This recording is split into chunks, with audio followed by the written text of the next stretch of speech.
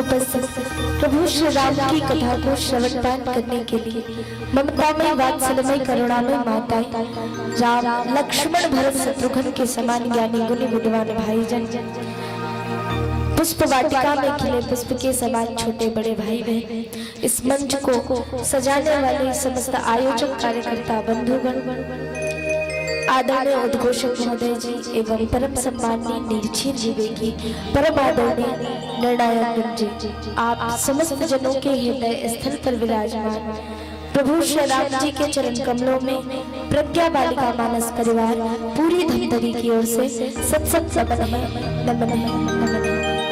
आइए माता, आज आपके गांव में आकर के हमें प्रभु श्री राम जी की कथा को सुनाने का पावन अवसर प्राप्त हुआ है।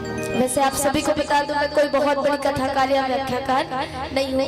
एक छोटी सी प्रयास जो हर जगह होती है, वो ही प्रयास आज आपके बीच में भी, क्योंकि कहते हैं ना कि जिस मालिक ने बनाई यह सृष्टि उससे बढ़कर के सौगात क्या, जिसने दिया जिस्म जिगर और धड़कन उससे बढ़कर के जज्बात क्या, चंद पलों की है यह मेरी जिंदगी, इसमें सह क्या और मात क्या, जिस कथा की व्याख्या शेष शारदा सुरेश दिनेश महेश इत्यादि नहीं कर पाए, तो फिर मैं क्या और मेरी औकात क्या।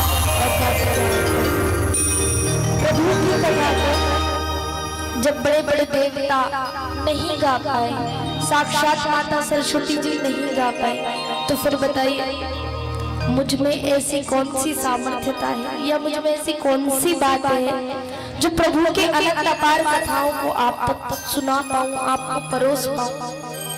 इतनी सामर्थ्यता तो नहीं है, लेकिन फिर भी आइए एक छोटा सा प्रयास है, और हो सकता है उस प्रयास में गलतियां भी हो जाए, तो आप मुझे अपनी ही बेटी समझ करके, अपनी ही बहन समझ करके क्षमा करिएगा। अच्छा, ये रामचरितमानस में आपने कल से प्रवेश किया है, आज द्वितीय दिवस दूसरा दिन है। आपने विचार किया कि गोस्वामी तुलसीदास जी ने रामचरितमानस में 7 ही कांड क्यों बनाए? विचार किया 7 कांड है रामचरितमानस में, क्यों बनाए? चाहते तो 8, 9, 10 और भी लिख सकते थे, क्यों? क्योंकि गोस्वामी तुलसीदास जी ने ही लिखा है महाराज, हरि अनंत हरि कथा अनंता, हरि अनंत हरि कथा अनंता। कहते भगवान अनंत है और उनकी कथाएं भी अनंत है। तो प्रश्न है, अनंत हरि के अनंत कथाओं को कैसे 7 कांड में समेट लिया? चाहते तो और लिखते और लिखते और लिखते जाते, कथा तो कभी समाप्त होती ही नहीं, कभी कथा तो कभी पूरी होती ही नहीं। कथा तो अनंत है, जिसका कोई अंत नहीं, वो अनंत। तो इस प्यारे से प्रश्न का उत्तर गोस्वामी तुलसीदास जी देते हैं। कहा, अच्छा बताइए, हमें और आपको इस संसार में किसने भेजा है? किसने भेजा है? देखिए, जब तक बोलेंगे नहीं ना, कथा अधूरी है। कहा ना चर्चा करेंगे, तो चर्चा कोई एक बैठ करके बड़ बोले उसे चर्चा नहीं कहते। आपस में 2 लोग या समूह में जब बातें होती तब उसे क्या कहते हैं? चर्चा करते हैं। तो चर्चा करनी तो थोड़ी हमारे साथ बातचीत करनी पड़ेगी। बताइए, किसने संसार में भेजा है? भगवान ने। बड़ी सुंदर व्यवस्था की है महाराज। देखिए, 7 दिन होते हैं, सोम मंगल बुध गुरु शुक्र शनि और रविवार। इसी 7 दिन के अंदर हमारा जन्म होता है और हमारी मृत्यु हो जाती। कोई बता दो इसके अलावा एक्स्ट्रा दिन में आया हो तो? नहीं, हम तो इन 7 दिन में आए ही नहीं है। ऐसा 7 ही दिन में हमारा जन्म होता है और हमारी मृत्यु हो जाती है। विवाह होता है तो भी 7 ही फेरे लिए जाते हैं। संगीत की देवी माता सरस्वती जी ने भी 7 ही सुरों को प्रदान किया है। ऋषियों में भी 7 ऋषियों का एक अलग अलग है। जानते हैं, राजा परीक्षित जी को जब अपने पापों से मुक्ति पानी थी, तो दौड़े दौड़े श्री सुखदेव जी महाराज के पास गए। सुखदेव जी महाराज ने राजा परीक्षित जी को 7 दिन में पूर्ण होने वाली श्रीमद् भागवत कथा सुनाई और राजा परीक्षित जी को अपने पापों से मुक्ति दी। तो स्वामी तुलसीदास जी ने सोचा साथ का तो बड़ा महत्व है, तो क्यों ना मैं भी रामचरितमानस में सात कांड का निर्माण करूं, जहाँ 5वें नंबर पर लिखा क्या, सुंदरकांड। देखिए सुंदर सुंदर, अगर इसे आप विभाजित करें तो दो शब्द निकलते हैं, सुन धन अंदर। अच्छा, अब आप सभी तो बड़े ज्ञानी हैं, विद्वान है, आपको बताने की आवश्यकता नहीं है कि किन बातों को सुन करके अंदर करना है और किन बातों को सुन करके बाहर करना है। स्वाभाविक है, प्रभु की कथा में बैठे हैं तो प्रभु की कथा को दोनों कानों से सुना जाए और सुन करके अपने भीतर उतारा जाए। जैसा चरित्र प्रभु श्री राम का था, वो ही चरित्रों का अनुसरण करने का प्रयास किया जाए, ये सुंदरकांड कहती है। सुंदरकांड में जितनी भी घटनाएं हुई, हमारा सबको सुंदर बताते, मुझे समझ नहीं आता सारी सुंदर कैसे हो सकती है। आज जिस कथा में हम चर्चा करेंगे वहां पर माता सीता के दुखों का वर्णन हो रहा है। क्या किसी के दुख में हम आनंद महसूस कर सकते हैं? क्या किसी के दुख से हम उस घटना को बड़ा सुंदर है यह बता सकते हैं? बताइए, ऐसा होता हो कोई आपके शास्त्र में दुखी है और आप कहेंगे अति सुंदर, सामने वाले को बुरा नहीं लगेगा? एक तो मैं इतने दुख में हूँ, तुम कहते हो अति सुंदर। तो ये सुंदरकांड है जिसे कहते हैं कि सारी घटना सुंदर है। आइए, जहाँ गोस्वामी तुलसीदास जी की लेख ने क्या कहती, दोहा क्रमांक 8 सुंदरकांड विचार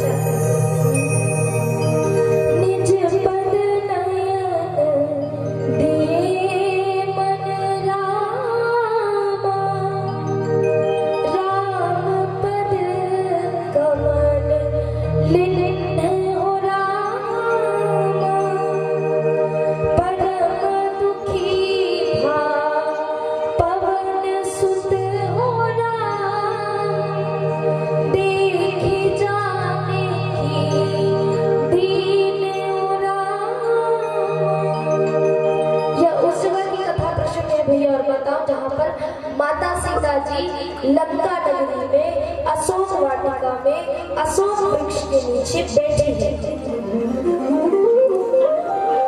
बड़ी दुखी है और बैठ करके कर क्या रही है, निज पद नयन दिए मन। माता सीता जी अपने नेत्रों से अपने चरण को देख रही है और अपने मन में, अपने हृदय में प्रभु श्री रामचंद्र जी के दर्शन कर रही है और दुखी है कि कब प्रभु आएंगे और मुझे इस लंका नगरी से वापस लेकर के जाएंगे, कब आएंगे, कब इस पापी रावण का वध होगा और मुझे प्रभु श्री राम यहाँ से ले जाएंगे। लेकिन जिस वृक्ष के नीचे माता सीता बैठी है, उसी वृक्ष में हनुमान जी महाराज छिप करके बैठे हैं। माता सीता के दुख को देख करके हनुमान जी महाराज भी दुखी हैं और विचार कर रहे हैं कि मैं क्या करूं, माता सीता के दुख को कम करने में मैं कैसी मदद कर सकता हूँ।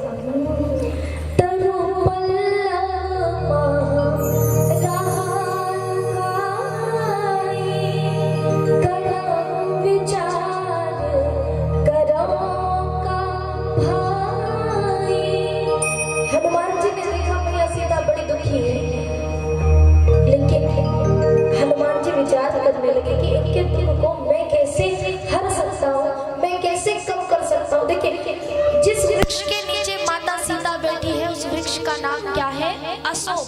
क्या है? अशोक का अर्थ क्या होता है? जहाँ पे कोई शोक ही ना हो, जहाँ पे कोई दुख ही ना हो, वो अशोक है। अर्थात तो अशोक के नीचे जो बैठे तो मानो उसके दुखों का हरण ऐसे ही हो जाता है। लेकिन आज माता सीता के दुखों का हरण वो अशोक भी नहीं कर पा रहा, उसकी शक्ति भी आज माता सीता के दुख के सामने मानो छिन्न हो गई। आज वो अशोक भी अपनी सामर्थ्यता से पीछे हट रहा है, दुख को कम नहीं कर पा रहा है। हरि के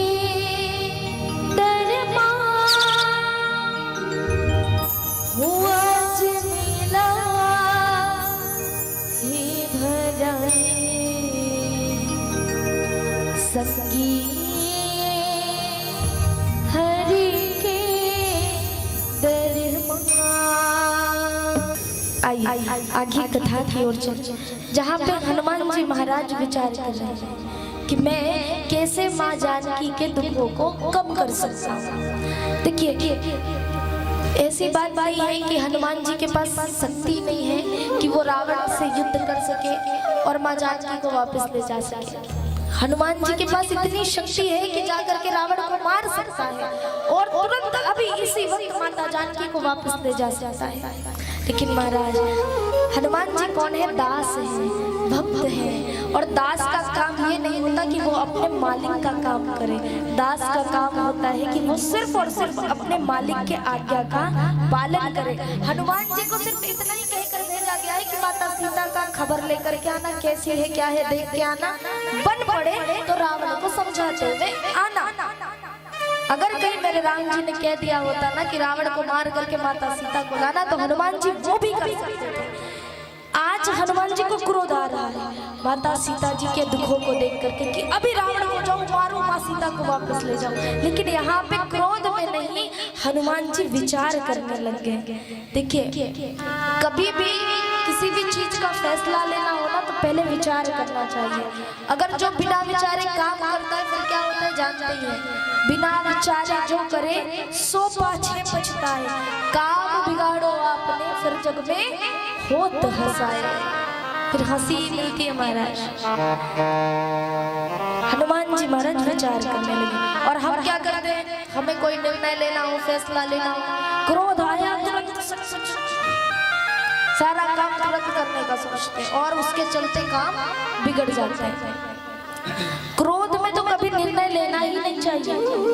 क्रोध में कभी फैसले लेने ही नहीं चाहिए। पहले शांत हो जाओ, रुक जाओ, थोड़ा सोच लो, समझ लो, विचार कर लो, फिर ही कोई निर्णय लो। क्रोध में काम बिगड़ गए हैं, बनते नहीं है। अच्छा, क्रोध में जितना भाषण देना, जितना प्रवचन करना सरल है ना, उतना ही मुश्किल इस क्रोध को कंट्रोल करना है। उतना ही मुश्किल इसे काबू में करना होता है। बताओ कि किसी को क्रोध आता हो और वो तुरंत शांत हो जाता हो, ऐसा है? क्रोध भी तुरंत नहीं आएगा, धीरे धीरे धीरे धीरे करके गुस्सा आता है। शांत होने में भी उतना ही समय लगता है। तो कई ऐसा प्रश्न करते हैं, आप क्रोध में बड़ा भाषण करते हैं, बड़ा प्रवचन करते हैं। अच्छा बताइए, आप जिनका प्रवचन सुनाते हैं वो भी बड़े क्रोधी हैं, वो भी क्रोध करते हैं। हमने कहा किसने क्रोध किया? कहा लक्ष्मण जी महाराज बात में क्रोध में आ जाते हैं। राम जी को देख लीजिए, समुद्र को रास्ता मांग रहे थे, समुद्र रास्ता नहीं दिया, क्रोध में आ गए। विनय न मानत जल जड़ गए, 3 दिन बीत बोले राम सकोप तब क्रोध में आए राम जी। यहाँ पर राम जी ने क्रोध किया है, एक ही बार नहीं, एक बार और क्रोध किया। कब किया?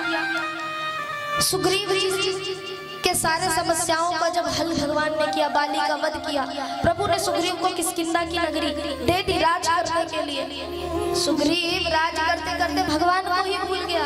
तब राम जी क्रोध में बाण उठा करके कहते हैं, लक्ष्मण मैं अभी जाकर के सुग्रीव को एक बार उठाऊं और मार सकता हूँ। आज इसने सारे वैभव को पाकर के, सुख को पाकर के मुझे भूल गया है। तो राम जी को भी क्रोध आता है।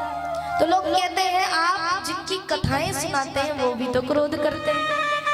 का परशुराम जी महाराज, उनको भी बात में क्रोध आता है। तो महाराज देखिएगा, क्रोध तो भगवान ने भी किया है, लेकिन कभी भी भगवान से तुलना मत कीजिएगा अपने आप की। डोंट कंपेयर, कभी भी कंपेयर ना करें, तुलना ना करें। क्यों? क्योंकि देखिए उनके क्रोध और हमारे क्रोध में जमीन और आसमान का अंतर है। भगवान ने क्रोध किया है जन कल्याण के लिए। देखिए 3 प्रकार के क्रोध होते हैं। एक सात्विक क्रोध, दूसरा राजकीय क्रोध, तीसरा तामसिक क्रोध। सात्विक क्रोध जब कोई करता है तो उसमें समाज का कल्याण होता है, समाज का हित होता है। सात्विक क्रोध सदैव मेरे राम जी ने किया। अगर समय में क्रोध नहीं करते तो समुद्र प्रकट नहीं होता और भगवान को रास्ता नहीं देता। तो भगवान का क्रोध सात्विक था। समय पर क्रोध नहीं करते तो सुग्रीव भूल जाता कि मेरे पास प्रभु श्री राम जी भी हैं और उनका भी कार्य मुझे करना है। तो प्रभु ने जब जब क्रोध किया है सात्विक था। राजकीय क्रोध, जब कोई राजा अपने राज्य के लिए क्रोध करे वो राजकीय क्रोध कहलाता है। तामसिक क्रोध वो है महाराज जिस क्रोध करने के पीछे कोई अर्थ ना हो, बेफालतू का क्रोध करते वो तामसिक क्रोध है। माताएं घर में पोछा लगाती है, पोछा लगाते सामने से कोई दो चार आकर चल दे, पोछा जहाँ पे लगा हुआ है वहां आके कोई पीछे से चल दे तो कैसे क्रोध करते हो महाराज। इस क्रोध का कोई मतलब ही नहीं और क्रोध फिर तो ये तामसिक क्रोध है जहाँ पे कोई मीनिंग ही ना, कोई मतलब ही ना हो और हम बेफालतू का क्रोध करे। तो कितने प्रकार के, 3 प्रकार के क्रोध। सात्विक क्रोध जितने जन कल्याण हो, जन का हित हो, वो मेरे राम जी ने क्रोध किया। अच्छा देखिए उनके क्रोध और हमारे क्रोध का स्वभाव कैसा होता है। अच्छा लाइट सबके घर में है, लाइट चालू करते हो, स्विच ऑन करते हो, कितने समय में लाइट चालू हो जाती है? एकदम तुरंत है ना, सेकेंडों में तुरंत स्विच ऑन किया, लाइट चालू, और बंद करो तो जैसे ही बटन दबाओ वो बंद हो जाता है। और पंखा को जैसे चालू करो तो जब तक वो 11-12 चक्कर ना मार लेगी तब तक स्पीड नहीं पकड़ती, और बंद भी करो तो भी वही हाल। बंद होने के लिए भी जब तक 11-12 चक्कर ना लगा ले तब तक रुकती नहीं है। अब ये मत कहना हमारे तो ज्यादा हो जाते हैं 11-12 से ज्यादा चक्कर लगा के रखती है हमारे घर की पंखे। ये मत कहना कि वो पंखे के कंडीशन के ऊपर है भाई, अच्छे क्वालिटी की होगी तो जल्दी रुक जाएगा, इसमें हम क्या कर सकते हैं। तो देखिए लाइट जैसे चालू करते हैं तुरंत चालू होता है, बंद करो तुरंत बंद होता है। तो वैसा क्रोध का स्वभाव मेरे राम जी का है, जो तुरंत क्रोध में आते हैं तो तुरंत शांत भी हो जाते हैं। लेकिन जानते हैं हमारा और आपका क्रोध कैसे है? उस पंखे की भांति है, चालू करो तो 10-12 चक्कर जब तक ना ले तब तक स्पीड नहीं पकड़ती। वैसे ही हमारा क्रोध है, धीरे धीरे धीरे धीरे करके बढ़ता है महाराज। और कोई कह दे शांत हो जा भाई, शांत हो जा, तो जैसे वो पंखा शांत होता है 10-12 चक्कर घूम करके, वैसे ही हम जब तक 12-13 बार सामने वाले को बोल ना दे तब तक चुप नहीं होते हैं। तो ये हमारे क्रोध का स्वभाव है। तो क्रोध में देखिए, क्रोध तो मनुष्य का स्वभाव है, कितनी भी कोशिश कर लीजिए क्रोध तो होगा ही। लेकिन निवेदन इतना है, क्रोध करिएगा लेकिन क्रोध में कभी भी किसी भी प्रकार का निर्णय ना ले, बस यही निवेदन। ये हनुमान जी बता रहे हैं, विचार करना चाहिए। ऐसा नहीं है कि आज हनुमान जी पहली बार विचार कर रहे हैं। जब हनुमान जी लंका नगरी में प्रवेश किए तो प्रवेश करके देखा मंदिर प्रतिक्रम शोभा, देखा कि बहुत सारे अलग अलग लंका नगरी में महल है। उसमें से एक सुंदर सा महल है, रामायुध अंकित गृह, शोभा वर्ण न जाए, नव तुलसी का वृंदावन, देखी हरस कबीराए। देखा क्या, राम नाम से अंकित एक बड़ा सुंदर महल है। विचार किया रावण के महल में प्रभु श्री राम का भी कोई भक्त है, या फिर मुझे कंफ्यूज करने के लिए, मुझे भ्रमित करने के लिए ऐसा ढोंग किया गया है।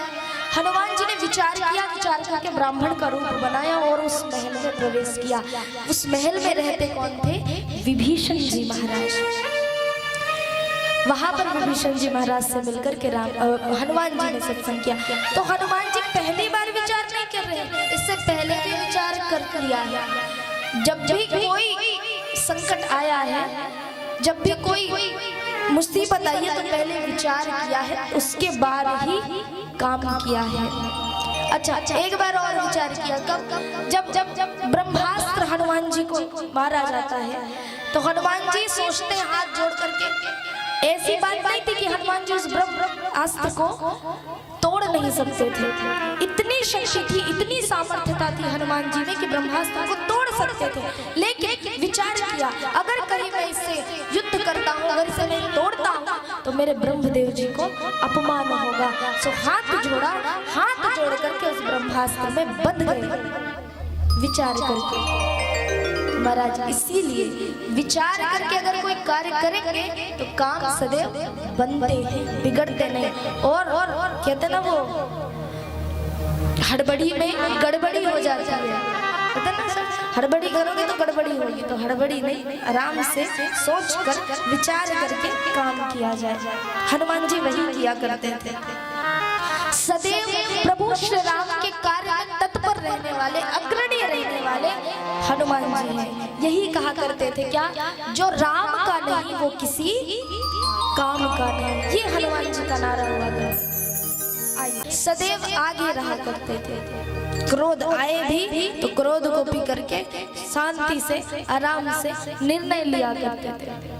और हम क्रोध आता है तो फिर क्रोध को काबू में ही नहीं कर पाते। महाराज एक बार ऐसे ही एक किसान रही से, कौन रही से, किसान। तब पहली के समय रहा भैया, तब पहली तो वे हार्वेस्टर मशीन नहीं आ रही, खेती किसानी करे सकता, हाथ में सब काम हो, तब फसल काटे ना तो हंसी हम फसल काटे। और अब तो मशीन आ गई, कोई खेती किसानी जाने नहीं जाता, अच्छा से सब मशीन काम कर देती।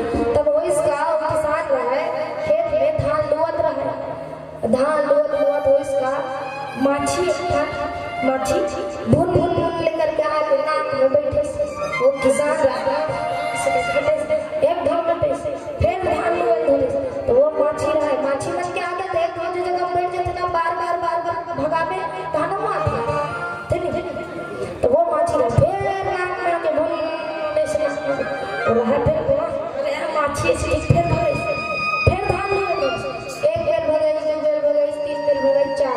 अब ज्यादा में एकदम गुस्सा बढ़ गया। अब वो सोच लगी, अब माछी हंसियत में मारनी, अब माछी स्वभाव है भूल लेकर के फिर बैठी सो रहा है, जोर से हंसियत नाक में मारी, माछी नाक चलो लेकिन नाक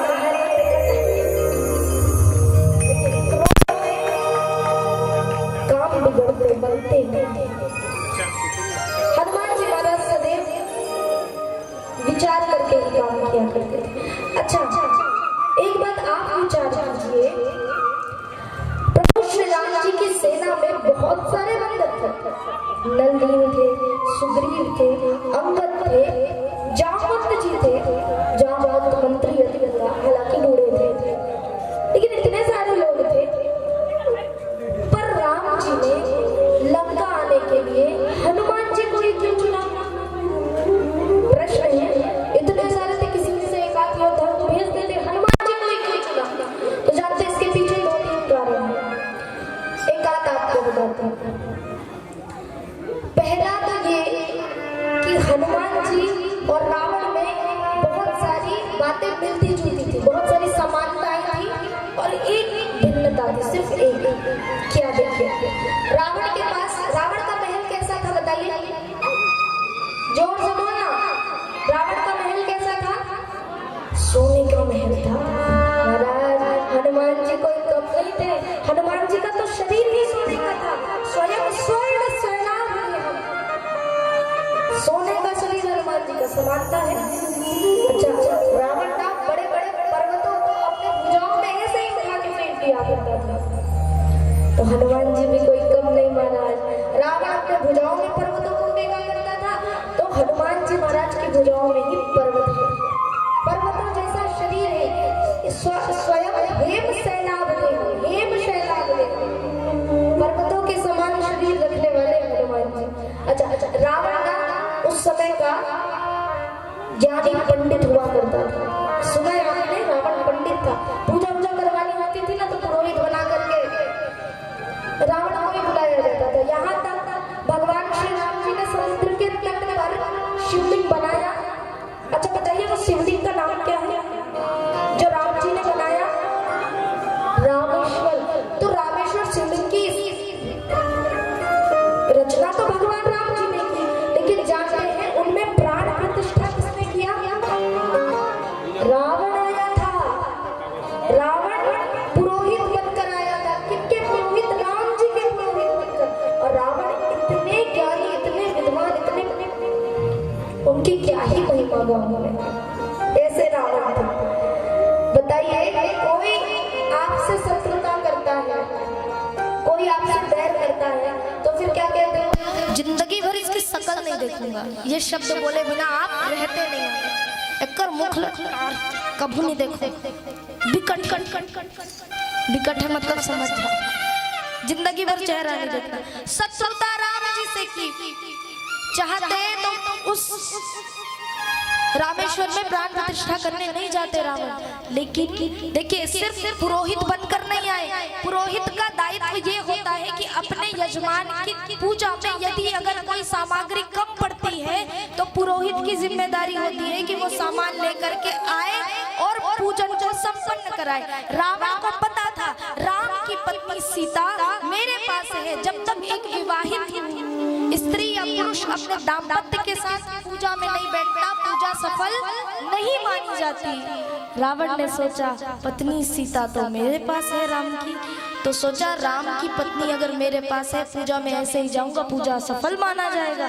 सर क्या किया, माता सीता को अपने साथ लेकर आए थे और ऐसे पूजा कराया था, रामेश्वर में प्राण प्रतिष्ठा की थी। तो ऐसे शत्रुता रावण ने किया। तो देखिए पंडित थे उस समय के, तो हनुमान जी महाराज भी कोई साधारण नहीं थे। महाराज हनुमान जी क्या, ज्ञानी नाम अग्रगण्यम, ज्ञानियों के ज्ञानी हनुमान जी।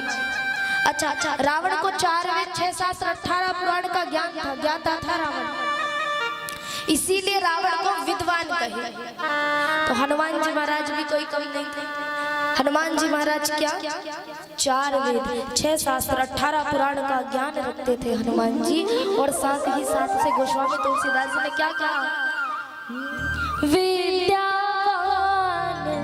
गुणी अति चातुर, राम काज करि बेको आतुर।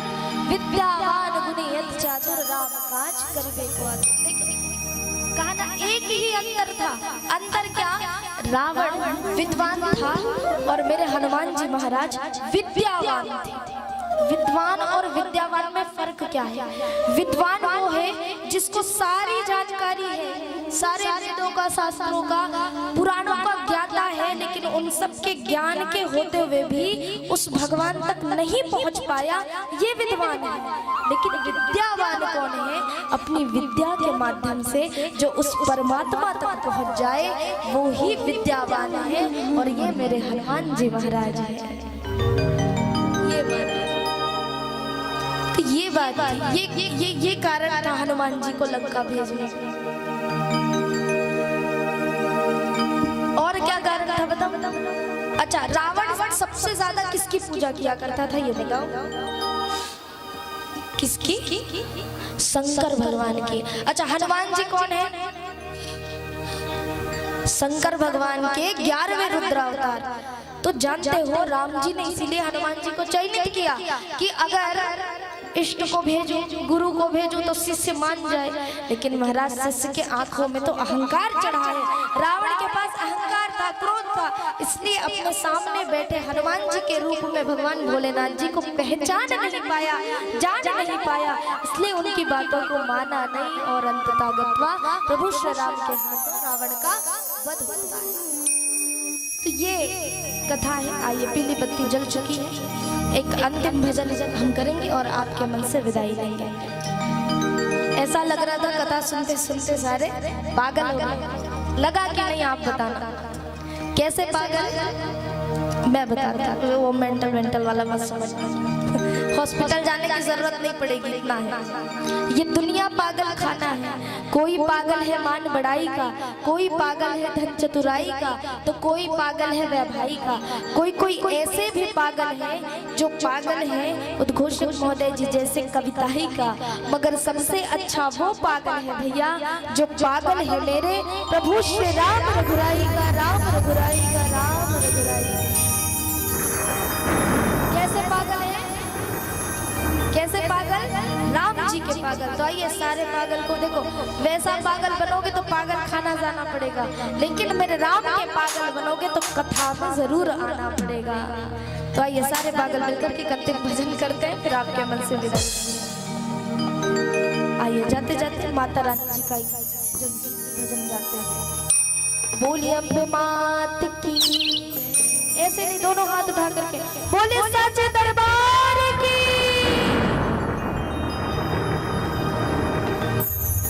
ये दरिया झुमते आवे वो दिलो नाचते आवे ना, ये देता निभते आवे वो दिलो नाचते आवे